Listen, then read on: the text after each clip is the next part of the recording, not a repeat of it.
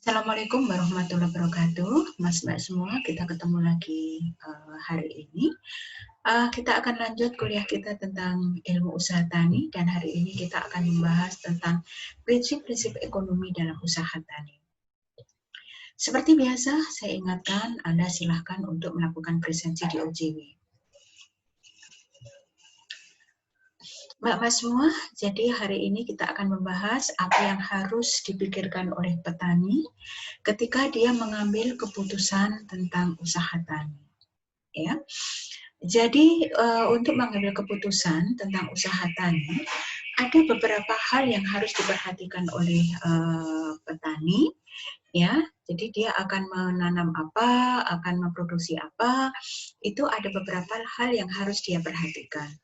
Yang pertama, ketika dia akan menentukan atau akan menanam suatu komoditas, maka komoditas itu harus secara teknis memungkinkan. Artinya apa? Artinya dia bisa ditanam, ya, secara teknis bisa diproduksi. Segala sarana dan prasarananya dari bibit, benih, tenaga kerja, alat, kemudian iklimnya juga dapat diadakan, tersedia atau memenuhi untuk komoditas tersebut. Selain secara teknis, kita juga harus melihat pertimbangan sosial. Jadi secara sosial harus memungkinkan. Artinya apa? Artinya komoditas yang akan kita produksi itu atau akan kita tanam itu sesuai dengan lingkungan masyarakat. Masyarakat bisa menerima dan tidak dilarang pemerintah. Ya. Dan yang terakhir, ini juga harus mempertimbangkan keuntungan. Jadi secara ekonomi, komoditas yang akan kita tanam itu harus menguntungkan. Harus memberikan efisiensi tinggi dan manfaat atau keuntungan jika nilai tambahan input yang diberikan lebih kecil dari nilai tambahan output yang diperoleh. Ya, jadi ketika kita memutuskan apa yang harus kita tanam, maka tiga hal ini harus kita pertimbangkan. Secara teknis memungkinkan, secara sosial memungkinkan, dan secara ekonomi menguntungkan. Kita ambil contoh saja misalnya ganja, ya, ganja itu secara ekonomi jelas sangat menguntungkan. Secara teknis bisa, ya, tetapi secara sosial ini tidak bisa diterima dan dilarang oleh pemerintah. Atau misalnya secara sosial bisa diterima misalnya kurma misalnya, ya.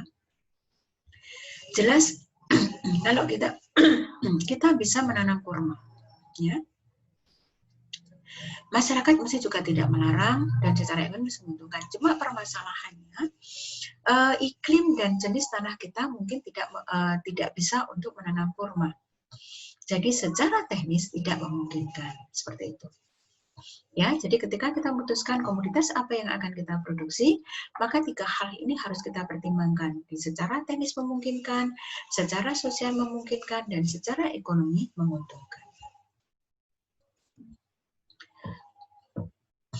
Namun di dalam kenyataannya, di dalam pengambilan keputusan ini, petani juga mengalami beberapa kesulitan.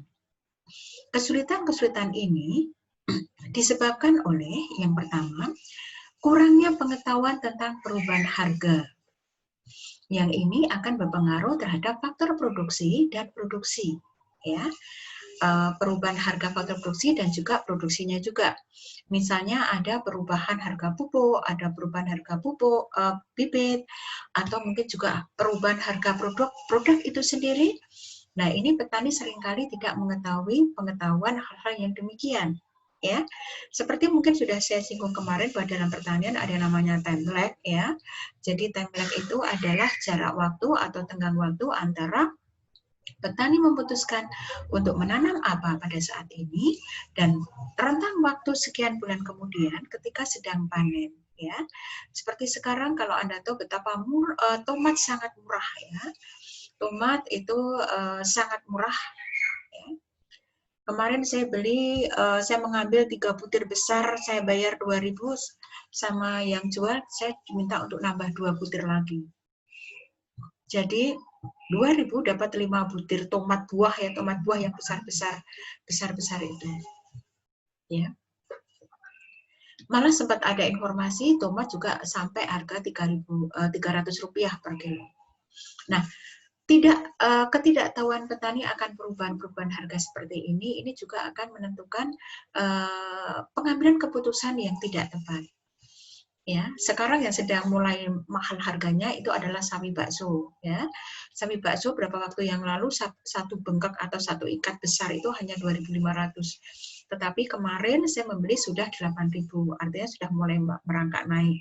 Dan dengan naiknya sawi sampai 8.000, apalagi nanti kalau sampai tembus di atas 10.000, ini banyak pedagang di pasar yang tidak berani pulaan karena menurut mereka itu terlalu mahal. Ya. Nah, perubahan-perubahan yang seperti ini kadang-kadang tidak diketahui sehingga petani tidak tepat di dalam menentukan komoditasnya. Ya, pas harga naik, wah pas tidak punya barang. Sementara pas produksinya banyak, harganya pas turun. Ya, nah ini juga menjadi kendala di dalam petani mengambil keputusan. Demikian juga tentang kurangnya pengetahuan tentang teknologi mutakhir. Ya, dari misalnya tentang pemupukan, ya, dosis, cara pemberian, waktu pemberiannya. Kita tahu bahwa sekarang itu luar biasa perkembangan tentang pupuk, ya, perkembangan tentang sarana produksi berkembang luar biasa, cepat luar biasa, penemuan-penemuan baru luar biasa, ya. Ini yang petani kadang tidak begitu paham. Kemudian juga kurang pengetahuan tentang pemasaran, ya. Waktu, cara penjualan, di mana harus dijual, angkutannya apa, dan sebagainya. Nah, apalagi era sekarang ini, bagaimana pemasaran sudah berubah sangat luar biasa. Sistem pemasaran sudah berubah sangat luar biasa. Selera konsumen berubah luar biasa. Produk-produk baru yang muncul juga luar biasa. Ya, sehingga ini juga akan menjadi kendala bagi petani yang tidak selalu atau tidak sering update tentang bagaimana kondisi pemasaran pada saat ini. Kemudian juga kurang pengetahuan tentang pembiayaan, ya, pembiayaan jangka pendek untuk operasional ataupun untuk pengelolaan hasil, ya. Nah, beberapa hal ini menyebabkan petani berkaitan dengan kurangnya pengetahuan petani tentang faktor produk relationship, kemudian faktor-faktor relationship, dan juga produk-produk relationship, dan juga time relationship. Ya. Nah, kurangnya pemahaman hal-hal yang saya sebutkan tadi ini menjadi kurangnya dasar dalam perencanaan usaha tani dan pemilihan alternatif usaha tani. Ya, jadi keterbatasan petani memahami hal-hal yang demikian ini menyebabkan kehidupan petani sampai sekarang belum menggembirakan, ya.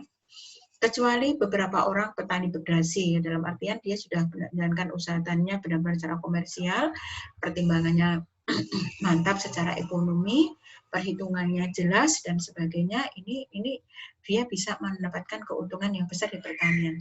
Tapi untuk petani secara umum, hal-hal yang demikian ini menjadi kendala bagi mereka untuk merencanakan usaha tani dan pemilihan alternatif usaha tani. Nah, apa saja yang harus diketahui oleh petani? Ya, ada beberapa hal tadi sudah saya sebutkan. Yang pertama adalah hubungan input-output. Ya. Hubungan input-output ini ingin melihat bagaimana hubungan antara output dan satu faktor produksi atau input atau variabel. Ya. Apa yang akan terjadi kalau satu input atau faktor produksi dinaikkan? Apakah outputnya akan tetap? Apakah outputnya akan bertambah, ya, atau akan berkurang, atau akan terjadi variasi kadang naik kadang turun. Nah, jadi petani harus memahami bahwa ada yang namanya constant return, yaitu kenaikan output tetap. Di mana di sini terjadi adanya penambahan satu satuan input menyebabkan kenaikan hasil yang tetap. Ya, jadi misalnya kalau kita tambah 1, maka outputnya akan bertambah 2. Kalau kita tambah 2, maka outputnya otomatis akan bertambah 4 dan sebagainya. Ya. Kemudian bisa juga kenaikan output yang bertambah. Ya, penambahan satu satuan input menyebabkan kenaikan hasil yang semakin bertambah, tetapi tidak konstan. Jadi mungkin kalau satu menjadi apa itu namanya, kalau kita tambah satu input, outputnya tambah satu, kalau kita tambah dua input, outputnya tambah 4 dan sebagainya, atau tambah 5 dan sebagainya, ini akan selalu bertambah, tetapi dia tidak dalam apa itu namanya, tidak kelipatan seperti itu. Kemudian sebaliknya juga ada kasus di mana penambahan satu satuan input itu akan menyebabkan kenaikan hasil yang semakin berkurang. Ya, hasilnya naik. Kalau kita tambah naik ya. Jadi kalau misalnya inputnya 1, nanti akan naik, kita inputnya ditambah akan naik terus, tetapi semakin lama kenaikannya akan semakin berkurang. Dan yang terakhir adalah kombinasi dari kenaikan output yang bertambah atau kenaikan output yang berkurang. Jadi kadang-kadang naik, kadang-kadang turun, seperti itu. Kemudian yang kedua adalah hubungan input-input, di mana di sini adalah hubungan antara input yang satu dengan input yang lain untuk menghasilkan suatu produksi. Ya, jadi ketika kita memproduksi suatu produk atau suatu tanaman atau kita menanam suatu komoditas, ini kadang-kadang inputnya itu ada bermacam-macam. Ya, pupuk saja kan kita tahu tidak hanya satu jenis. Nah, adanya berbagai macam kombinasi input ini akan memberikan berbagai macam konsekuensi. Ya, bagaimana hubungannya atau bagaimana konsekuensinya? Yang pertama adalah hubungan dengan daya substitusi tetap. Artinya, penambahan input yang satu mengurangi penggunaan input yang lain dalam jumlah tetap. Dan jumlah produk yang dihasilkan tidak berubah. Artinya, kalau dua input tadi saling bersubstitusi, kalau misalnya biasanya kita menggunakan input 1 10 unit, input 2 10 unit, kemudian kita menambah apa itu namanya, input 1 dari 10 menjadi 12, maka input 2 dari 10 menjadi 8, seperti itu ya. Karena mereka mempunyai daya substitusi tetap ya. Dan produk yang dihasilkan ini tidak akan berubah. Kemudian ada juga hubungan dengan daya substitusi berkurang, di mana salah satu input dapat mensubstitusi input yang lain, tetapi jumlah yang dapat disubstitusi semakin lama menjadi semakin kecil. Ya, jadi kalau yang pertama tadi pokoknya tidak ada batasan. Jadi kalau di sini tambah 2, sini kurang 2, sini tambah 3, sini kurang 3 dan seterusnya. Tapi kalau di sini ini jumlah yang dapat disubstitusi semakin lama menjadi semakin kecil. Ya. Oke, kemudian yang ketiga yaitu hubungan komplementer, di mana penggunaan input yang satu lebih besar dari seharusnya tidak akan mempengaruhi produk yang dihasilkan. Ya. Jadi kalau misalnya salah satu input kita tambahkan, ya, ini tidak akan mempengaruhi produk yang dihasilkan. Ya, jadi dia sifatnya adalah komplementer. Kemudian ada juga yang kita sebut sebagai hubungan output-output. Hubungan output-output ini adalah hubungan antara produksi yang satu dengan produksi yang lain atau jumlah output yang satu tergantung pada jumlah output lain yang dihasilkan. Ada beberapa jenis hubungan. Yang pertama adalah joint products. Joint products adalah hubungan antara dua macam produk yang selalu dihasilkan bersama-sama. Ya, sejumlah produk pertama selalu diikuti produk kedua yang tertentu jumlahnya sehingga dianggap satu produk. Misalnya saja, kalau misalnya dari padi kemudian kita giling menjadi beras, maka akan ada sekamnya. Maka beras dan sekam ini adalah joint product. Akan selalu ada kalau kita menghasilkan menggiling padi menjadi beras, selalu akan ada sekam. Ya, jadi yang selalu dihasilkan bersama-sama. Atau kalau dalam produk olahan kita tahu kalau misalnya kedelai kita olah menjadi tahu, maka akan ada ampas tahu ya, yang kita kenal kalau di masyarakat kita kenal sebagai gembus seperti itu ya. Nah, tahu dan ampas tahu ini adalah joint product. Karena setiap kita menghasilkan tahu, pasti akan ada ampasnya. Ya, dan kedua-duanya ini mempunyai nilai ekonomi. Nanti contoh yang lain silahkan Anda mencari sendiri. Kemudian complementary product, yaitu kenaikan produk yang satu diikuti kenaikan produk yang lain. Ya, jadi dengan penggunaan input tertentu, sehingga daya desak Y1 ke Y2 selalu positif dalam jangka panjang. Ya, kalau dalam jangka pendek jadi bersaing. Ya, jadi kenaikan produk yang satu akan diikuti kenaikan produk yang lain. Nah, silahkan cari contohnya. Kemudian kalau supplementary produk, ini kenaikan produk yang satu tidak akan berpengaruh terhadap produk yang lain. Ya, sedangkan yang competitive produk, kenaikan produk yang satu selalu diikuti produk yang lain. Atau transformasi antar produk dengan penggunaan input yang sama. Ya. Jadi kalau complementary produk tadi, di mana kenaikan produk yang satu selalu diikuti kenaikan produk yang lain, ini sebagai contoh apa ya? Nanti dalam jangka pendek dia akan menjadi persaingan. Jadi misalnya kita mengadakan tanaman tumpang sari, misalnya seperti itu.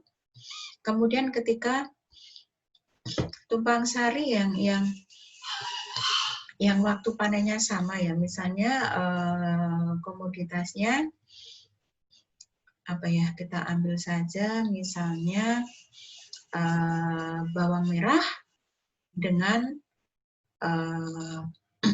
wortel misalnya. Ya, kalau di Tangmangu itu kita sering lihat apa toh, bawang merah dengan wortel ya, atau kubis dengan wortel misalnya seperti itu ya. Biasanya kita berikan tambahan pupuk seperti itu, maka kedua produk ini kedua-duanya akan naik ya. Kedua-duanya akan naik dan pada saat tertentu mereka akan bersaing ya, akan memperebutkan input tersebut, akan memperebutkan pupuk tersebut. Sedangkan yang supplementary product tadi, kenaikan produk yang satu tidak berpengaruh terhadap produk yang lain ya, dengan penggunaan input tertentu yang tidak habis terpakai. Jadi contohnya saja misalnya tanaman keras ya, kemudian di bawahnya kita beri tanaman semusim. Ya, misalnya di karet atau di mana ya, di karet atau di kopi, di mana menunggu mereka besar, di antaranya kita berikan tanaman-tanaman yang sifatnya musiman. Ya, ini kenaikan produk yang satu tidak berpengaruh terhadap produk yang lain. Sedangkan komoditas produk ini kenaikan produk yang satu selalu diikuti dengan produk yang lain. Contohnya apa? Monggo silahkan dicari. Kemudian hubungan waktu dengan input atau output atau time relationship ya. Ini adalah hubungan antara waktu dengan faktor produksi dan produksi. Ini di sini petani perlu melakukan pengaturan waktu dan frekuensi penggunaan input untuk menghasilkan output tertentu, waktu produksi dan waktu jual, tempat jual, frekuensi penjualan, waktu penjualan, kepada siapa dijual, dan sebagainya. Misalnya saja kita bisa melihat di sini ya, tempat penjualan itu kita bisa memilih apakah akan kita jual di desa, di kecamatan, atau di kabupaten. Harganya kalau pada saat panen ya di desa 800, di pasar kecamatan 850, di kabupaten 900 dan sebagainya. Kalau misalnya kita jual 1 minggu setelah waktu panen raya, ini harganya naik ya, dari 900 yang di pasar desa 900, di kecamatan 950, pasar kabupaten 1000 dan seterusnya. Atau nanti kita jual 2 minggu setelah waktu panen atau 3 minggu setelah waktu panen, kita lihat bahwa semakin lama dari waktu panen, ini harga jualnya semakin tinggi. Waktu panen di sini yang dimaksud adalah panen raya, ya. Harga jualnya semakin tinggi. Nah, sekarang Anda tinggal memilih, Anda akan jual di pasar desa, akan jual di pasar kecamatan, atau di pasar kabupaten. Nah, Anda pilih yang mana kira-kira dari data ini? Ya, berikan alasannya. Kemudian beberapa prinsip-prinsip ekonomi yang perlu kita ketahui, ya. Yang pertama adalah prinsip laba atau keuntungan. kemudian prinsip alokasi sumber daya, prinsip kenaikan hasil yang berguna, prinsip keunggulan komparatif, prinsip substitusi, prinsip biaya oportunitas atau berimbang, dan prinsip permintaan dan penawaran. Materi kita hari ini, pertemuan kita yang kelima, kita nanti akan berhenti pada prinsip biaya oportunitas ya. Jadi sampai ke berapa nih? 1, 2, 3, 4, 5, 6. Jadi kita akan bahas 6 prinsip. Dan untuk prinsip permintaan dan penawaran akan kita bahas minggu yang akan datang. Atau pertemuan selanjutnya. Yang pertama adalah laba keuntungan. Ya, jadi yang dimaksud dengan laba atau keuntungan adalah saldo yang diperoleh dari pengurangan penghasilan atau penerimaan dengan semua biaya aktual yang dapat diukur. Ya, jadi laba adalah total revenue dikurangi total cost. Ya, total penerimaan dikurangi dengan total biaya. Saya kira Anda semua sudah sangat paham untuk masalah ini. Kemudian prinsip ekonomi maksimisasi apa ini? Prinsip ekonomi maksimalisasi laba. Ya. Yang pertama adalah biaya marginal sama dengan penerimaan marginal atau MR sama dengan MC. Berapa banyak yang akan diproduksi? Nah, ini kita mempertimbangkan bahwa penambahan masukan atau input atau biaya tambahan untuk produksi harus sama dengan tambahan penerimaan. Kemudian yang kedua, tingkat substitusi marginal, ya, rasio kebalikan harga. Berapa biaya terendah dari kombinasi masukan atau input? Substitusi masukan Y dengan masukan X sama sampai tingkat substitusi marginal, jumlah masukan X yang perlu untuk substitusi 1 unit Y sama dengan rasio kebalikan harga. Jadi harga X dibagi harga Y. Ya. Kemudian pengembalian marginal yang sama. Apa yang akan diproduksi? Bagaimana masukan yang terbatas akan dialokasikan? Ya, jadi ini prinsip ekonomi untuk memaksimalkan laba.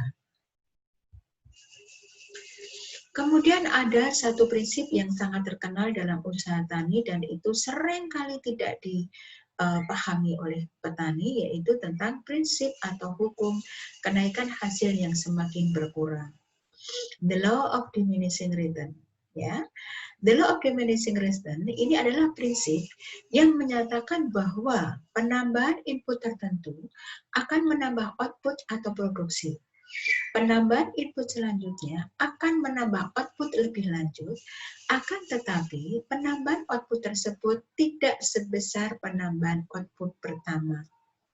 Nah, jika terus-menerus diberikan tambahan input atau input ditambahkan, maka pada titik tertentu penambahan hasilnya akan semakin berkurang. Dan pada titik tertentu hasilnya akan menurun, ya. Jadi penambahan terus-menerus ini akan menambahkan hasilnya akan bertambah, tetapi pada titik tertentu ini tidak lagi bertambah tetapi menurun. Ini ada contoh, ya, ada contoh penggunaan pupuk. Kalau tidak dipupuk, maka hasil satuannya 15. Kalau dipupuk satu satuan, hasilnya menjadi 30. Di sini ada kenaikan 15 satuan. Kalau jumlah pupuknya 2, hasilnya 39, ada kenaikan 9. 9 dikurangi 30. Demikian seterusnya, Anda bisa melihat bahwa pada penambahan pupuk 5 satuan, ya, hasil satuannya 51. Ya, dari ditambah 5 satuan, ini hasil 5 satuan dari 49 51 jadi masih 2 unit. Pada penambahan pupuk 6 unit, ya, jadi 6 unit, ini hasil satuannya dari 51 menjadi 52. Ya, padahal tadi ketika ditambah 5 satuan itu masih menambah 2 unit. Di sini sudah menjadi 1 unit. Nah, pada penambahan ke-7 ya, ini juga masih meningkat, tetapi peningkatannya menjadi semakin sedikit, dan Anda bisa lihat dari 6 ke 7 itu 52 menjadi 52,5, sehingga hanya ada kenaikan hasil sebesar 0,5, dan pada penambahan pupuk yang ke-8 atau 8 satuan, ini hasilnya sudah mulai turun. Nah, ini yang disebut dengan hukum kenaikan hasil yang semakin berkurang, the law of diminishing return. Nah, perilaku petani kita, ya, perilaku petani kita yang petani pada umumnya, ini selalu berasumsi bahwa semakin banyak tanaman itu dipupuk, maka hasilnya akan semakin naik, ya. Semakin ditambah pupuknya, hasilnya semakin naik. Memang akan demikian pada periode tertentu, pada tahap tertentu, pada penambahan satuan tertentu. Tetapi berdasarkan hukum ini, maka akan ada satu titik di mana penambahan hasil itu akan semakin berkurang. Ya. Kalau tidak salah, ini dulu kita mengenal ada namanya pupuk TSP, ya. Pupuk TSP itu juga mengikuti hukum ini, jadi semakin banyak tanaman itu dipupuk dengan TSP, maka pada titik tertentu hasilnya akan semakin turun. Dan petani sudah memahami hal ini. Nah, bagaimana supaya petani tidak rugi karena tidak adanya pemahaman ini, maka pada tahun berapa saya lupa, itu TSP diganti menjadi SP36. Ya. Jadi sebenarnya SP36 itu sama dengan TSP, hanya dosisnya diperkecil. Sehingga ketika petani menambah dan menambah terus, dia masih pada kenaikan hasil yang masih meningkat. Ya, seperti itu. Kemudian ada prinsip alokasi sumber daya, yaitu prinsip faktor-faktor relationship, ya. Hubungan antara faktor produksi satu dengan faktor produksi lain untuk memperoleh produksi dan keuntungan tertinggi. Ya. Jadi usaha tani dengan kombinasi alokasi faktor produksi yang menghasilkan untuk keuntungan yang tinggi. Jadi kalau tadi sudah kita sampaikan bahwa di dalam memproduksi suatu komoditas ini diperlukan beberapa faktor produksi, maka di sini kita bisa melihat seberapa kombinasi yang paling memberikan keuntungan tertinggi. Ya, di sini ada contohnya. Jadi kalau misalnya di sini ada ada 3 lahan seperti itu, ya, 3 lahan yang sudah menggunakan beberapa faktor produksi. Salah satunya adalah dosis nitrogen, ya. Jadi di lahan 1 ini kalau kita tambah nitrogen 0 kg maka hasilnya sekian, di lahan 2 sekian, di lahan 3 sekian. Kemudian kalau kita tambah dengan 25 kg nitrogen, hasilnya seperti itu, dan seperti itu. Sampai nanti kalau di sini ilustrasinya adalah kalau misalnya kita berikan tambahan nitrogen itu, dosisnya itu 125 kg, maka di lahan 1 akan ada produksi sebesar 58,5, di lahan 2 67,5, dan yang di lahan 3 80,5. Nah, silakan Anda analisis kira-kira dari dari ilustrasi ini mana yang paling menguntungkan bagi petani, ya. Penambahan nitrogen yang berapa yang akan memberikan keuntungan tertinggi bagi petani. Kemudian ada juga prinsip keunggulan komparatif, ya, ini atau prinsip perbandingan keuntungan terbesar. Prinsip yang menyatakan bahwa orang akan mengusahakan jenis tanaman tertentu dari tanaman mana modal dan tenaga kerja yang dimasukkan akan memperoleh keuntungan komparatif terbesar. Di sini ada kata komparatif terbesar, artinya kita bandingkan dengan komoditas yang lain, ya. Keuntungan terbesar yang diperoleh dari hasil perbandingan berbagai jenis tanaman yang diusahakan, kemudian kesesuaian dengan topografi, kesuburan tanah, penyerapan tenaga kerja, pemanfaatan modal, dan sebagainya. Ya, jadi keuntungan terbesar yang diperoleh dari hasil perbandingan berbagai macam jenis tanaman diusahakan, kemudian dengan kesesuaian topografinya, kesuburan tanah, dan sebagainya. Nah, di sini ada lagi beberapa beberapa simulasi, beberapa contoh, ya. Kalau misalnya lahan yang kita punya itu kita tanami padi, maka di situ kita lihat bahwa penerimaannya adalah 200.000, yang digunakan 50.000, pendapatannya 100.000, 150.000 dan seterusnya sampai di situ adalah ada komoditas tembakau, penerimaan yang kita dapatkan penerimaannya 750.000, kemudian dia kita gunakan 450.000 dan pendapatannya 300.000. Anda bisa lihat di sini tentu juga demikian. Ya, oke. Dari tabel ini kira-kira Anda sebagai petani Anda akan menanam apa di lahan Anda. Kemudian selanjutnya adalah prinsip substitusi, yaitu prinsip yang menyatakan bahwa batas di mana substitusi input dihentikan terletak pada suatu titik di mana kerugian teknis yang ditimbulkan oleh penggunaan input substitusi tersebut menghasilkan keuntungan yang diperoleh karena nilainya rendah. Ya, jadi kalau kita mensubstitusi suatu input, ya, maka substitusi itu akan kita hentikan ketika ya keuntungannya sudah bernilai rendah. Nanti dengan contoh Anda akan semakin jelas ya. Substitusi masih terus dapat dilakukan selama pengurangan pendapatan lebih kecil daripada pengurangan biaya. Ya. Nah, di sini ada contohnya, silahkan Anda kerjakan. Ya, ini adalah usaha ayam petelur seperti itu ya. Dengan harga telur per butir Rp20. Kalau misalnya ayam itu kita berikan makanan ya kenen A saja, biayanya 400, maka produksi telurnya adalah 25.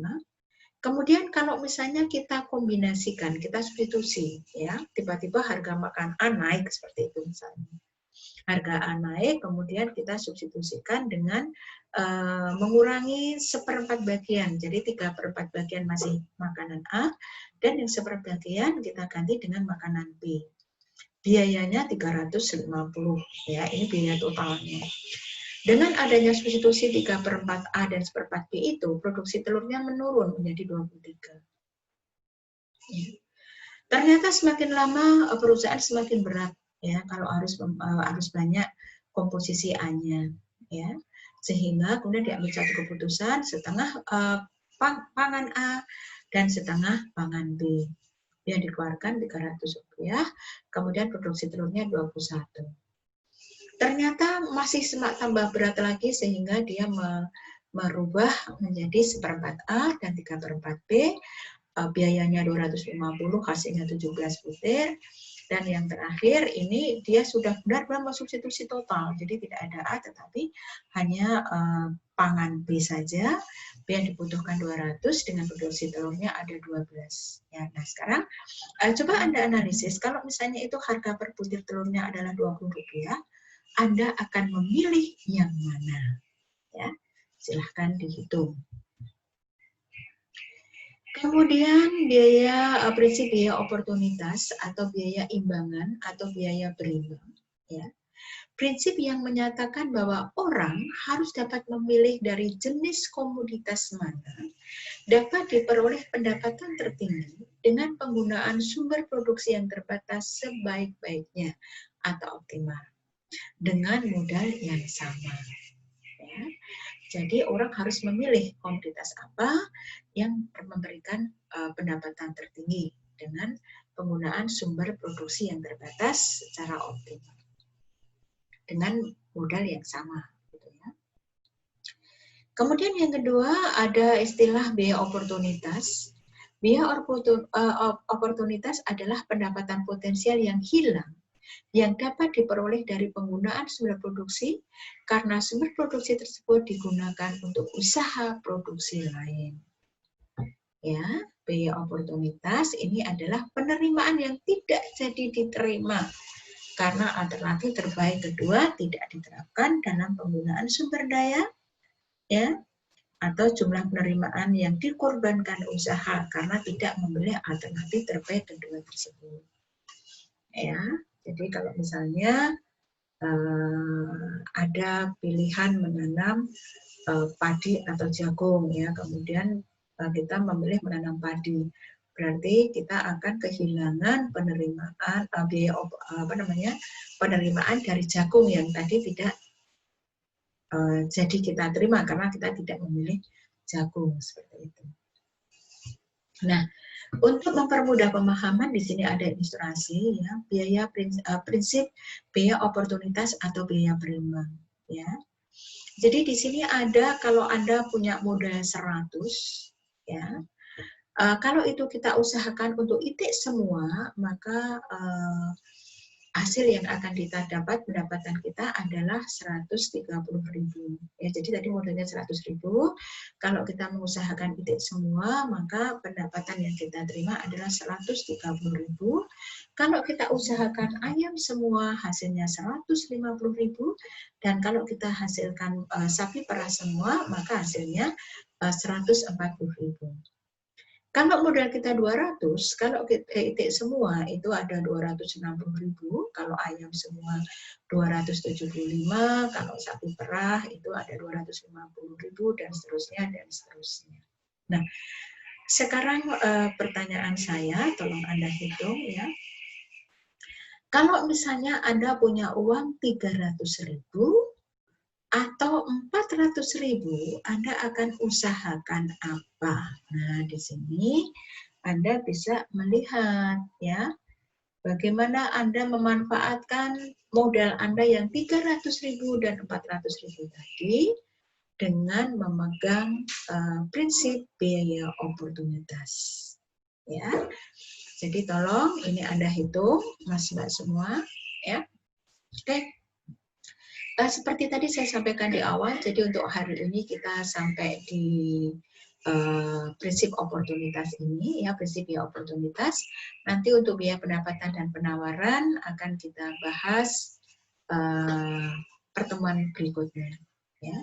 Ada beberapa tadi lemparan pertanyaan ataupun soal yang saya sampaikan di dalam materi ini. Silahkan Anda menganalisis. Dan setelah ini mari kita berdiskusi.